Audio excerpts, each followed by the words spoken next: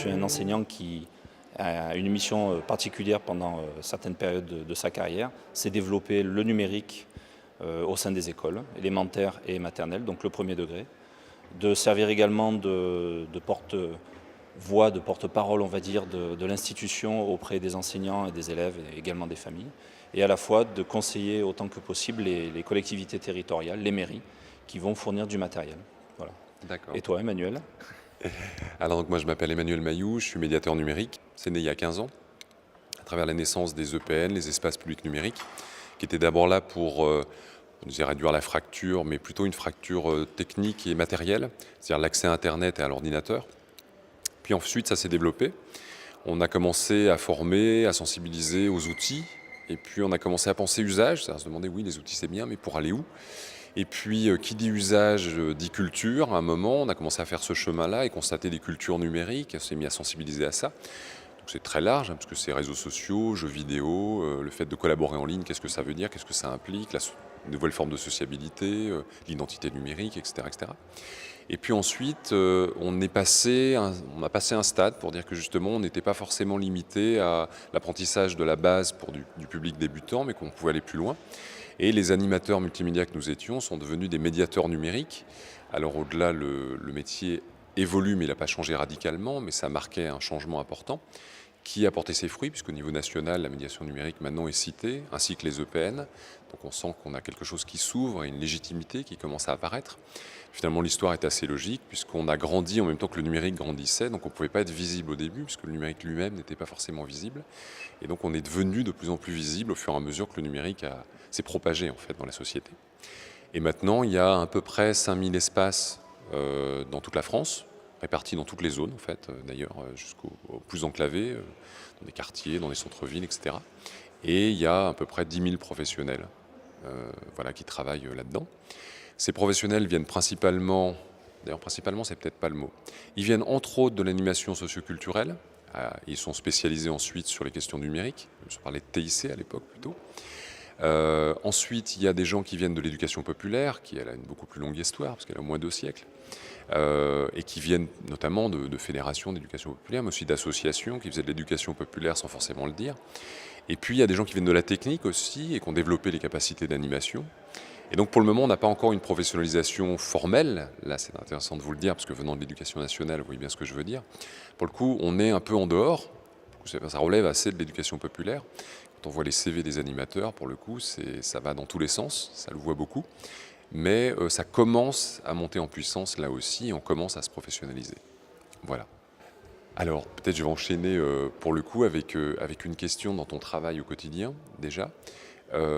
Qu'est-ce que tu rencontres comme, on va dire, sans stéréotyper, comme cas fréquent, on va dire, dans les relations avec les équipes enseignantes et même plus largement, en fait, tous les professionnels qui peuvent travailler dans des écoles, vis-à-vis du numérique? Qu'est-ce que tu constates autour de leur rapport au numérique? Et puis, plus intéressant, parce que tu n'as pas dit depuis combien de temps aussi tu le fais, mais quelle évolution tu constates? Qu'est-ce qui bouge? Alors, dans mes contacts avec les collègues, les élèves également, parce qu'on inclut que l'école n'est pas que le contact avec l'adulte, on est sur des situations qui sont assez variables. Il n'y a pas de réponse typique, de réponse classique. On est généralement très bien accueilli parce qu'on est une personne ressource sur des domaines qui ne sont pas faciles à aborder. Chacun s'estimant souvent pas suffisamment formé, pas suffisamment compétent.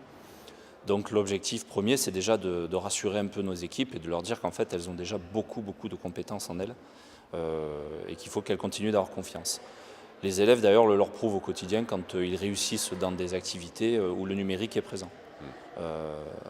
L'important pour nous est peut-être de changer un petit peu la vision qu'ont les enseignants de manière générale sur les outils numériques, en utilisant bien ce terme d'outils, faire disparaître en réalité dans les concepts l'idée que l'informatique, qui d'ailleurs est un autre mot, hein, je le cite volontairement, est une discipline. Pour eux, c'est une discipline que l'on va faire valoir dans un emploi du temps, avec un nombre d'heures précises dans la semaine ou dans le mois.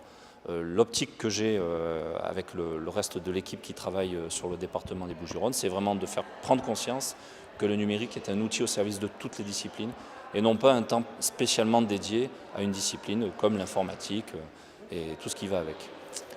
Donc ça veut dire faire un changement, opérer un changement culturel également.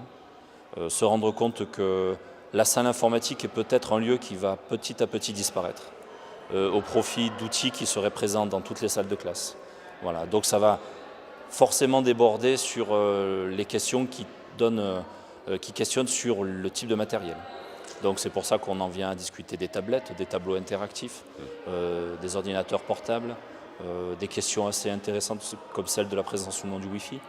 Voilà, on est sur des questionnements qui sont également sociétaux, pas uniquement techniques et professionnels en termes d'apprentissage. Voilà. Donc il y a une mutation à mettre en place, à accompagner, et le rôle des ERIP, c'est davantage ça.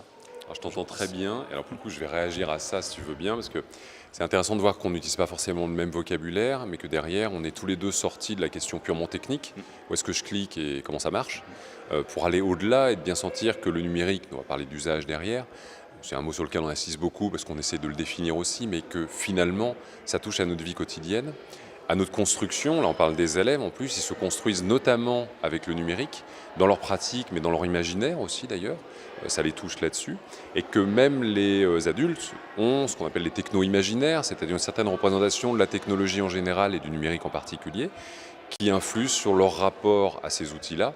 Et donc, toi comme moi, finalement, on agit plus sur ces endroits-là, sur ces leviers-là, sur ces zones-là, que juste, on va te réparer la machine, on va faire que tu n'aies plus de virus, ou on va t'expliquer la manip. Voilà. La technique reste un obstacle quand même.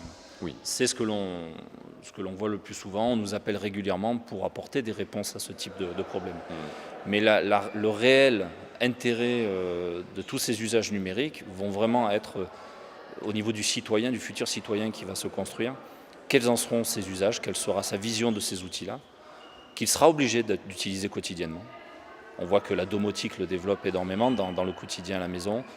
Tout type d'outillage professionnel aujourd'hui fait appel à un moment ou à un autre à la présence du numérique.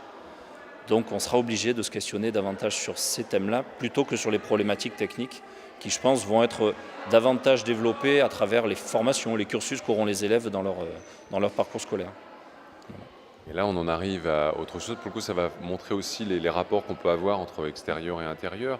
Mais déjà, de l'intérieur, pour avoir travaillé donc avec pas mal d'écoles, collèges, lycées, puis discuter avec des recteurs, et puis suivre cette actualité-là, parce qu'elle est très importante autour de l'éducation nationale, on voit des injonctions paradoxales sur le terrain entre ce qui peut venir des directives d'en haut et puis l'application. Elle ne concerne pas que le numérique, et je ne m'étendrai pas sur cet aspect-là, mais sur le numérique, on en voit aussi. Pour le coup, les tablettes en étaient un bon exemple. Alors, on sait que c'est un sujet qui est plus complexe qu'il n'y paraît, mais vu de l'extérieur pour nous, et analysé par des chercheurs, le fait de dire que la solution pour mettre le numérique pour les 6e, 5e, c'est qu'ils aient chacun une tablette, c'est un petit peu comme si on disait qu'il suffit de fournir une voiture à tous les jeunes adultes pour qu'ils sachent conduire. Et je pense que toi comme moi, on voit ce qui manque au milieu, c'est-à-dire c'est l'éducation finalement. Ça ne suffit pas d'avoir les clés finalement. Et que cette représentation-là, c'est aussi mon interprétation, celle d'autres collègues, c'est que l'éducation numérique concerne tout le monde, y compris les élus et les fonctionnaires, y compris les ministres. Et qu'il n'y a pas de magie, ils ne vont pas se lever un matin en ayant compris le numérique, quand on voit le nombre d'années qu'on a mis, nous, dans notre propre parcours, pour aller au-delà de l'outil, de la technique et de la manipulation. Pour le coup, est-ce qu'en interne, d'abord je pense que c'est des tensions que tu dois constater, mais est-ce qu'en interne tu as des opportunités dans le cadre de ton métier pour aller intervenir aussi en dehors des écoles, dans les rectorats par exemple, ou de former des collègues à cette échelle-là, ou de les sensibiliser? Est-ce que vous êtes sollicité là-dessus, ou est-ce que tu es entre guillemets limité finalement aux écoles? Non, le cadre de ma mission il est un peu plus limité que ce que tu laisses entendre, c'est-à-dire que j'apporte bien évidemment du conseil sur les outils proposés aux écoles. J'en parle également avec ce que l'on appelle nos équipes de circonscription, c'est-à-dire les inspecteurs en charge d'une zone et leurs conseillers, leur équipe, de manière générale, leurs formateurs. On essaie de mettre en avant l'utilité de certains outils, de certaines pratiques également, et d'en faire profiter bien évidemment les formateurs qui vont rencontrer dans les visites de classe, les inspecteurs pendant les temps d'inspection, de formation également, ce type de matériel. Il ne faut pas qu'ils le découvrent comme ça du jour au lendemain. Il faut en percevoir les intérêts. Il ne faut pas tomber dans le réflexe d'utiliser pour utiliser. Voilà. Oui. Donc c'est vrai que ma mission s'arrête là, parce qu'après, au-delà, il y a d'autres services qui ont ce type de mission. qui sont davantage conseils, qui sont au niveau rectoral. Notre hiérarchie est très, très particulière dans l'éducation nationale. En partant de tout en haut, il y a plusieurs strates. Moi, je suis dans celle qui se situe tout en bas, c'est-à-dire le plus proche possible des élèves, avec quand même une petite mission de conseil et surtout de réflexion avec le reste de l'équipe pédagogique. Mais tu confirmes qu'il y a des services à l'échelle du rectorat Bien évidemment, pour travailler sur cette question numérique davantage aussi. Voilà, bien évidemment, oui. Et travailler avec l'extérieur, il est question, j'en ai entendu parler dans pas mal de réunions et de débats sur l'école, que l'école s'ouvre. Alors il y a la partie injonction, que je ne discuterai pas ici, qui parfois est un peu poussée, mais au-delà de ça, il y a quelque chose qui relève du bon sens, de se dire de travailler avec un territoire aussi, de ne pas être un lieu complètement fermé.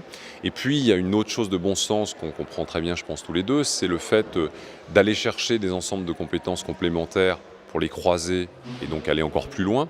Et finalement, le fait que tu interviennes auprès de gens qui, par ailleurs, sont dans des espaces différents, ne travaillent pas forcément de la même manière, pas des élèves du même âge, etc., c'est déjà quelque chose que tu fais en interne.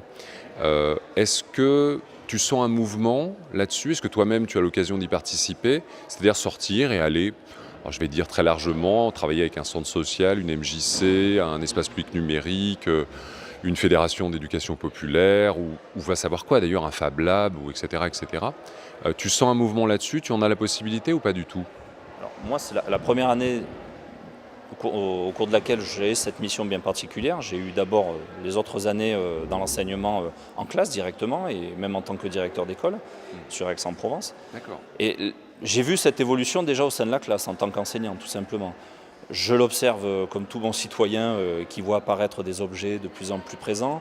À titre d'indication, moi en tant que directeur, j'ai vu le nombre de demandes et vraiment augmenter d'outils spécifiquement numériques dans une administration.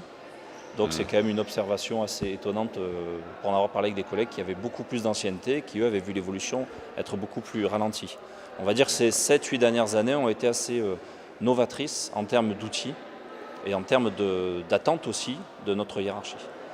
Donc ces observations, on les a au quotidien et on commence petit à petit à rencontrer des associations, des structures comme la tienne, comme ces maisons de quartier. Alors les associations plus à caractère social, on les connaît déjà. Le numérique n'avait pas spécialement été présenté et mis en avant. Donc on avait des liens qui étaient plus classiques, plus standards, sur le suivi des élèves, l'aide aux familles, à la parentalité, ce genre de choses. Là, on est en train de se rendre compte que le numérique est en passe de dépasser énormément d'autres révolutions culturelles. C'est peut-être la nouvelle révolution culturelle telle qu'on la vit dans les écoles. C'est là que les choses se développent de plus en plus. Donc on parle de plus en plus de matériel, très différents les uns des autres. Oui. On est sensibilisé forcément aux besoins financiers, chose sur laquelle on n'avait pas de regard avant, on n'avait même pas d'informations. Donc on se rend compte que cette révolution, elle arrive à grands pas, elle est complexe, parce que nous n'avons pas encore de recul sur ces outils-là et leurs usages. On est bien d'accord que, comme tu parlais de la voiture tout à l'heure, pour citer ton exemple, c'était un objet déjà connu. Aujourd'hui, l'Internet, c'est un outil qui est vraiment très récent. Oui, oui. Comment critiquer une éducation à l'Internet quand on n'en a pas vraiment bénéficié soi-même? C'est un peu le cas de notre génération qui s'est appropriée elle-même, en étant autodidacte, tous ces concepts-là. Alors écoute, pour conclure, parce que ça va être la fin, il y a une chose que je voulais te dire et qui est un peu l'intérêt de cette interview, c'est que nous vivons et nous agissons dans deux mondes différents, et deux mondes qui ont des spécificités aussi, et parfois des antagonismes. Le monde de l'éducation nationale et de l'éducation populaire se sont croisés plus d'une fois, mais pas toujours pour s'entendre. Et notamment sur le numérique, on voit déjà dans le vocabulaire qu'on utilise qu'il n'est pas forcément le même. Donc il y a, et j'espère que ça a un peu joué cet entretien, le fait qu'on voit qu'au-delà de ce vocabulaire-là, on a des intentions communes et des volontés communes. Ça, c'était peut-être important à poser. Tu confirmes qu'il y a une ouverture, notamment poussée par le numérique, de l'école par rapport à d'autres structures qui existaient déjà avant, mais qui est peut-être renforcée par ça. Et à l'inverse, ça je tiens à le partager avec toi, nous on constate qu'on rentre mieux dans l'école. Le numérique fait passe-partout quelque part, et on arrive mieux qu'avant à y rentrer.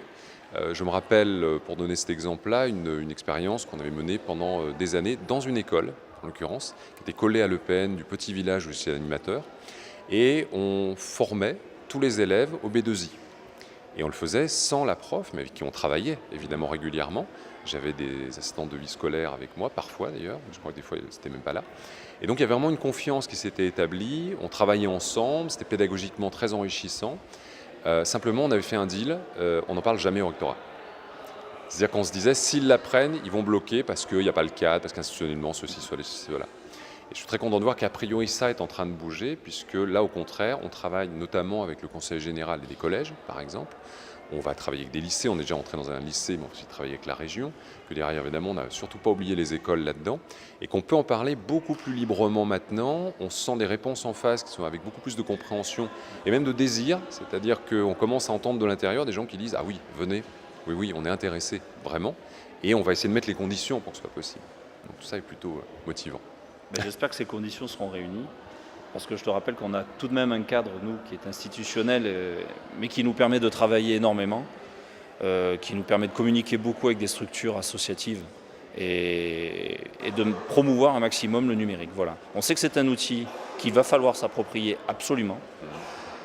Il est riche, on ne sait pas si on va pouvoir tous les prendre à la fois. On démarre le plus tôt possible pour avoir de futurs citoyens le mieux formés, on va dire, mais surtout en termes d'éducation. Je pense que c'est là-dessus qu'il faut qu'on soit tous les deux bien d'accord, c'est que le technique, c'est quelque chose qui se verra tout au long du cursus. Et aujourd'hui, la principale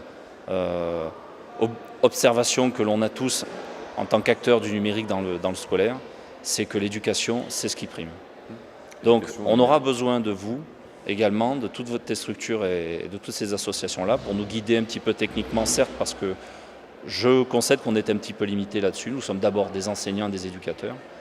Par contre, je pense qu'on sera tout à fait d'accord sur les idées, sur la bonne direction à proposer à nos élèves et donc à nos futurs utilisateurs du numérique. On est bien d'accord que c'est de l'éducation au numérique, par le numérique aussi. Par le numérique. Ça cache beaucoup de choses derrière. Merci beaucoup, Olivier. Merci à toi.